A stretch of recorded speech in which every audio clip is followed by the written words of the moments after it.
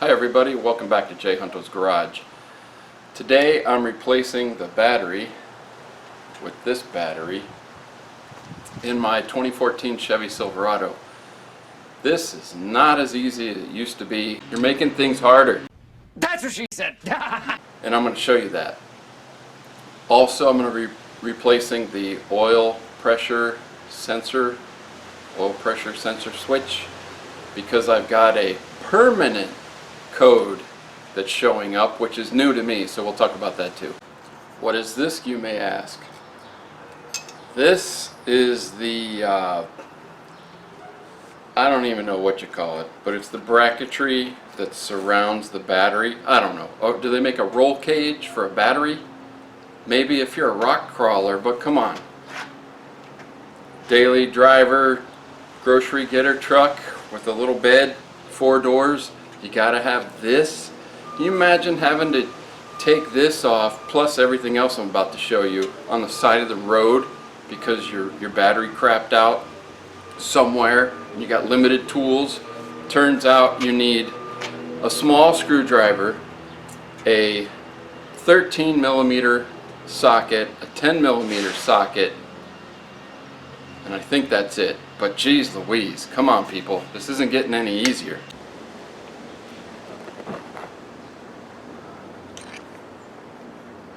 $13mm, 10mm small screwdriver.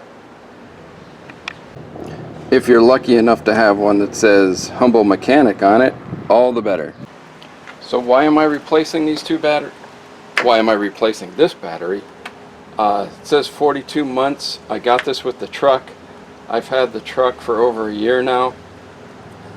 This has no date on it, unlike this battery, which shows you clearly right there, 321, and this is basically preventive maintenance, and this is why you would want to change your battery if you are not experiencing any problems with it. This will make sure, hopefully, that we won't have any problems in the future. Another word about this battery. This battery is carried by Walmart. Walmart doesn't make batteries, but I will tell you that on, I think it was an episode of Project Farm, you should check that out. They tested a whole bunch of batteries. It turns out the Everstart, I think it was the Max, or whichever, outperformed all the rest of the batteries. So check that out when you get a chance. Alright, so I'm going to film the install of this battery instead of the removal, because obviously removal will be opposite of installation. Issue I have with this is the space that they give you and where it is. I've had a Chevy Suburban forever, a couple of them, and the battery's always in the front. I like that. I don't know why they wouldn't do that here. That's kind of weird, and it does give you a very limited space here in which to work in, so the battery just fits. You could remove this. It's a 10mm bolt on the other side. This is your coolant reservoir, and a 10mm bolt on this side, except I don't think I can get to the bolt on this side without taking out the air box. Come on people, it's kind of counterproductive to what is otherwise an excellent engine design that does not have all the vacuum lines and all the other junk that I'm used to seeing on vehicles from the 70s, 80s, 90s. You know, I thought they really did a good job with that, but come on man, keep the philosophy going.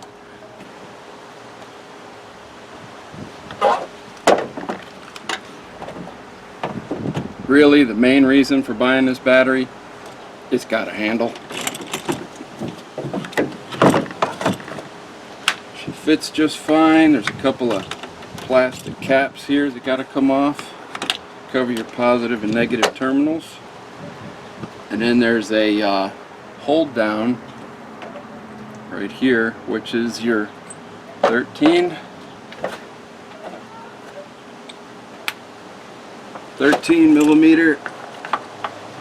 So obviously this would be the last thing to come off when you're removing the battery.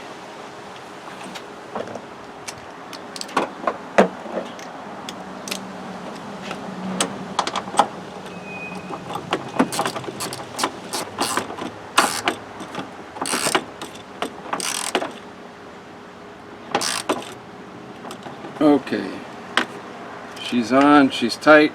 To me, she's not going anywhere. Why all the bracketry and the quote-unquote roll cage around it? I don't get that. So this little guy right here is a battery post and terminal cleaner. It's a good idea to go over the battery posts with this side. Just give them a few turns on that. Get anything off of there that would impede continuity with your cable. And then your cables, this one's a little bit rusty. It's not too bad. I haven't had any issues with it, but I'm going to do the same thing here.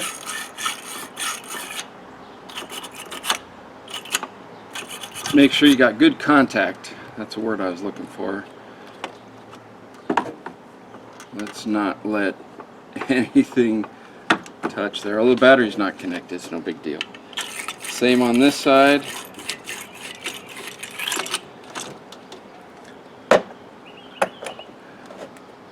We don't have too many problems with corrosion here in Texas, but you never know. It's always good to do that. So next is putting this guy on, which it's a plastic piece that just snaps on.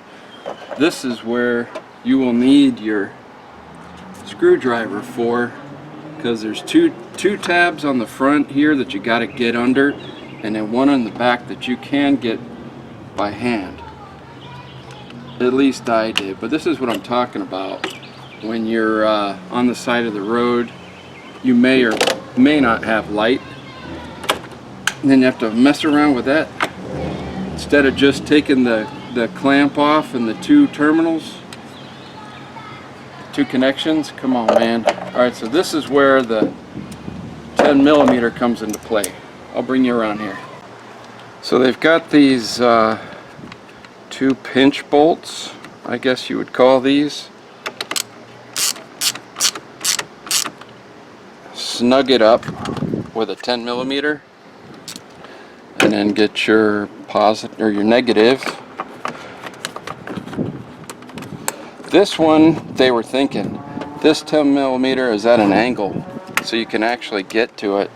Somebody must have raised the flag on that one. Okay, that's snug, new batteries in.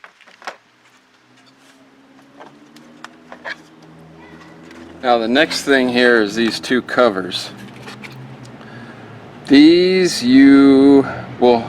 this one is piece of cake. It's independent. Right there, covers up your positive.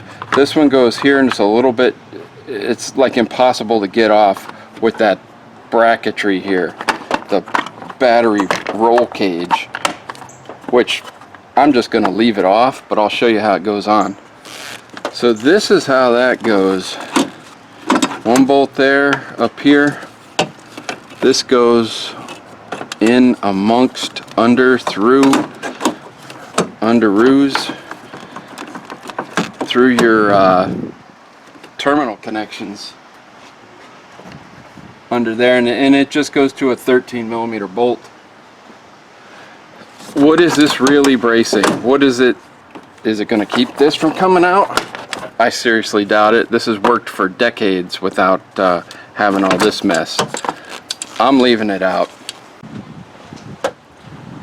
Okay, with the battery done, now I can move on to the oil pressure sensor switch, and why I'm having to do that. I'm going to change the oil too, oil and filter, but there's a video up here, or there's a video on that, link somewhere. So let me show you what code I got. So this is the code 06DD, which happens to be what they call a permanent code, which is new to me. And it's an oil pressure control circuit performance stuck off. Alright, so some of the reported fixes are, let's look at that. And this is my Blue Driver scan tool. Replaced engine variable valve timing oil pressure sensor. Ugh.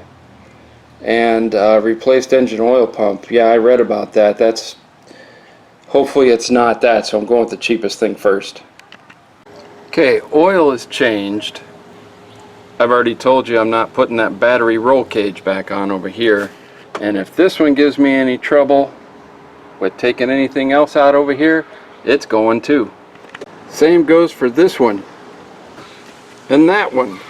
I'm going to leave my tool tray in place though. So in looking for the oil pressure sending unit to go to my trusty Haynes manual for this truck, and apparently this thing is just below the throttle body right there, which is right under this air intake plenum. So I will remove that, and it should be right there. So to not make anything confusing, everything's pretty much metric except for hose clamps, which are 5/16. Although I don't know if I've ever seen any hose clamps that were anything but 5/16.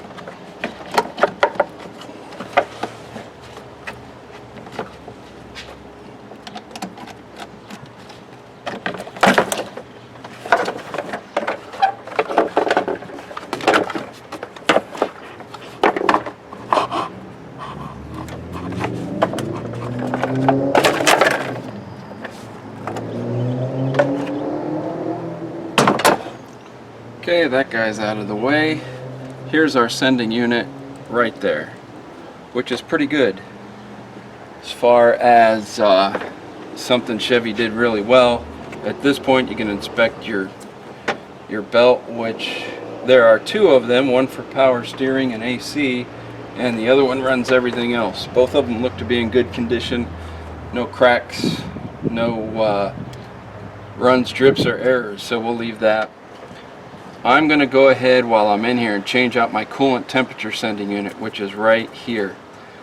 I don't think this thing is showing that it's warmed up as much as it is, so we'll go ahead and do that, and maybe while I'm in here, while you're in there, might spray some intake cleaner in there. So let's do the oil pressure first, and then I'll do the coolant temp. Here's my part from O'Reilly, again made in China, and hopefully this works out. Probably the same place that one came from, and it's got a little bit of sealant there, which is excellent. Got this at O'Reilly Auto Parts because the other one starts with an A and ends with a zone. Didn't have it at the location. But they had 5 of them at the hub. Anyway, here we go. Let's. I'm going to go ahead and get set up with a socket that'll get on this, as well as one for the coolant temp. Go ahead and pull those connectors, which come off extremely easy. This one actually has a lock on it. All right. Doesn't want to behave. Small screwdriver. Okay, so there's a little trick to this. This little piece has to come completely out, which it didn't really want to do, but it's got a little hook on the bottom. So I was able to get that out. And then just pushing on the connector and it comes right off. Okay, so this sensor looks like this guy, and it comes with a copper washer and a set of instructions. Make sure you read these. So your socket you're going to need for this is a 19mm. There we go. Wouldn't hurt to have an extension. You could probably use a wrench, but the socket's way better. Now there's going to be some coolant pours out of here pronto, so I'm going to put this in just as quick as possible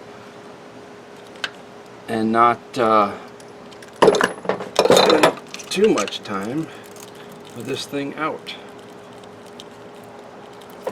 Okay, that little bit of coolant that I lost there, no big deal. The truck won't even know it happened.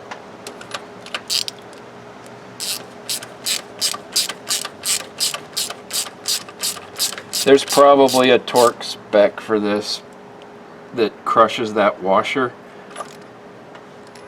Make sure you follow that. Click.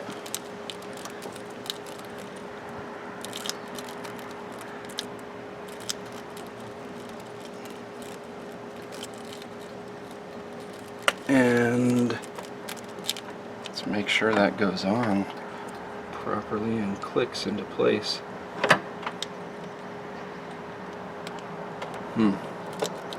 Okay, she's on.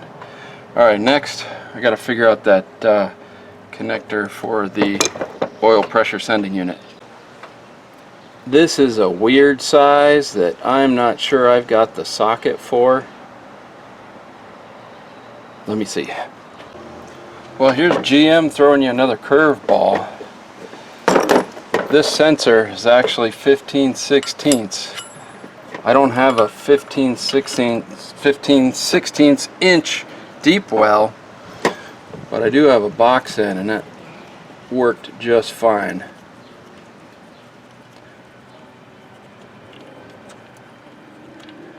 Again, this has got thread sealer on it, so I'll just wipe that off a little bit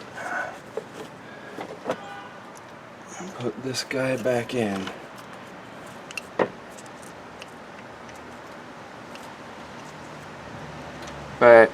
By back end, I mean install the new one, which I'm very happy for where they put it, and I didn't have to go under the truck. Sometimes they find the weirdest places to put things.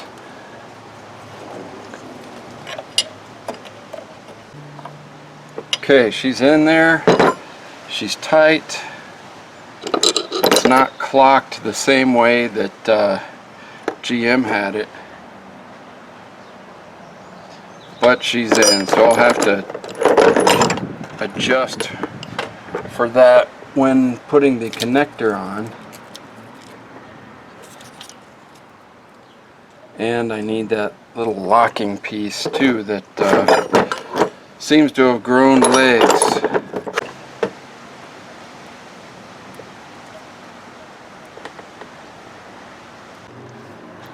Okay, the fancy little doodad locking clip is installed. I'll go ahead and reconnect this.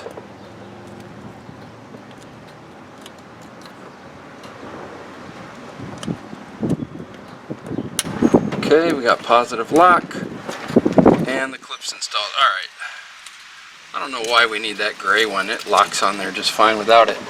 Alright, gonna put all this back together. Take me 2 seconds. And then start it up and a little bit of commentary about permanent codes.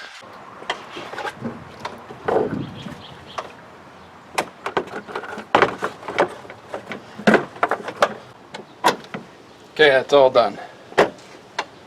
Now let's see if she runs. Here's a little word about sockets. This is a Cobalt from large home improvement store. Starts with an L. It's got these weird splines in here versus your regular 6-point socket, 6 or 12. To me, these do not grab well at all. I try not to use these as much as possible. I like the number, that's great, but that 6-sided socket, that's the way to go. Okay, now we're in the truck. We're gonna start it up. See if that battery leaps out of the hood without that roll cage on it.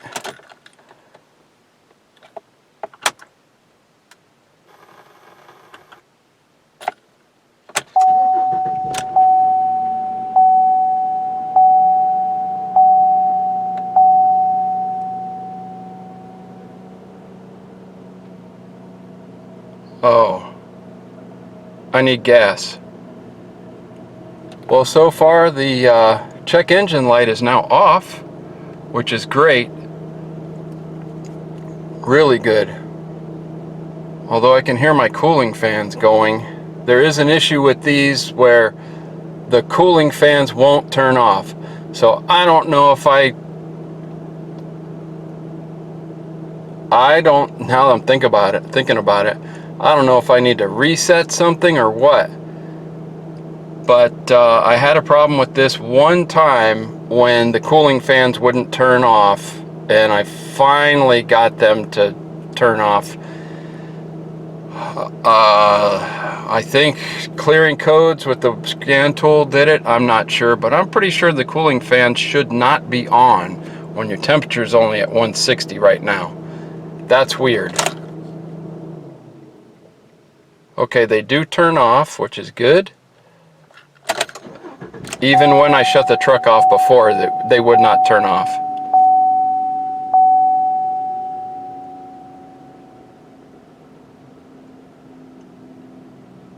Okay, turning them back on, the truck back on, the cooling fans are not on right now. Okay, good. Hopefully this is a success. I got the oil changed, coolant temp changed. I'll keep an eye on that.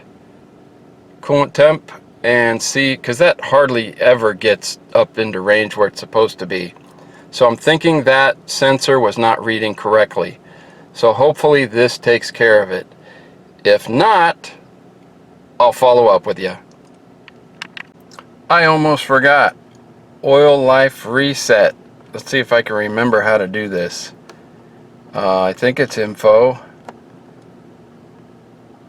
No, not the radio.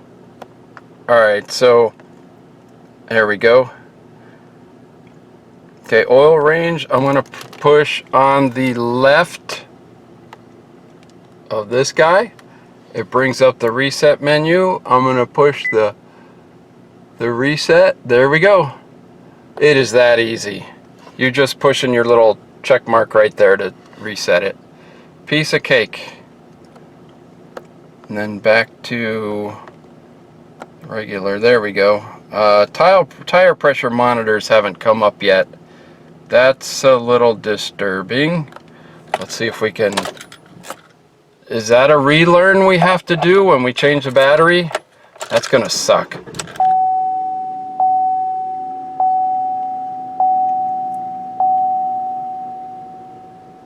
Ugh. I didn't think about that.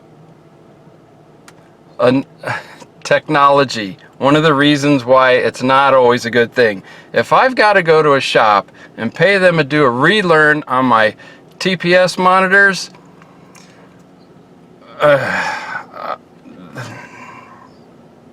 you know how I feel about that. Okay, a word about permanent codes. Nothing in the Haynes manual about that I could find. And I did look up on a website doing my diligent research. Hey, Mom. Hey. No, it's John. I know. I'm sorry to bother you. Listen, just because I'm not my brother doesn't mean that... I just have a quick question. Can I just ask you a question? All right, thanks. Thanks, and love you too. Hello? Oh, hey. Got a weird code on my truck. It's called a permanent code. Have you ever... I know I should know. I know. Just tell me what it is. What does it do? What do I have to do? Oh. Okay. Yep. I can't clear it?